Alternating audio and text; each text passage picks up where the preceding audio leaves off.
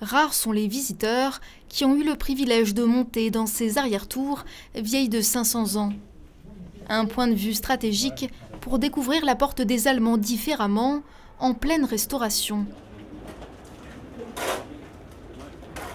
Au niveau supérieur, on découvre les hauteurs de la ville, mais surtout le monument historique en travaux. Car depuis un an, la porte des Allemands, vestige des fortifications médiévales messines, est une véritable ruche. À l'intérieur, les salles voûtées ont été enduites. Elles seront prévues pour accueillir 200 personnes pour des expositions, concerts ou encore des conférences. À l'endroit où nous sommes ici, vous aurez ce petit volume technique dont je parlais tout à l'heure, cette boîte dans laquelle seront rassemblés tous les équipements techniques nécessaires au fonctionnement lorsqu'on est dans une configuration buffet. Et pour rendre les lieux habitables, tout doit être créé, ventilation, éclairage, niveau avec accès aménagé pour personnes à mobilité réduite et même un ascenseur.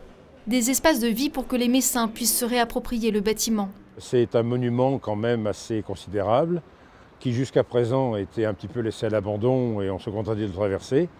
Et les travaux qui sont conduits vont permettre de lui donner une vie. Alors maintenant, il est certain qu'il faudra que les associations proposent des choses, que les particuliers s'en emparent. Et toute la difficulté pour l'architecte en charge de la réhabilitation de ce monument classé, c'est de ne pas dénaturer ce haut lieu historique, symbole de l'essor économique de Metz au XIIIe siècle. Un monument, c'est quelque chose qui est en mutation. Et il faut dedans arriver à identifier ce qui est absolument intangible, les points, je dirais, non négociables sur lesquels on ne peut pas toucher, des éléments d'apport, de transformation, de mutation, qui, eux, sont des éléments secondaires. La fin des travaux est prévue pour le printemps 2014. Et outre l'utilisation des salles au rez-de-chaussée, les visiteurs pourront aussi gravir les 6 mètres qui les séparent du sol, histoire de découvrir le passé médiéval de Metz en prenant un peu de hauteur.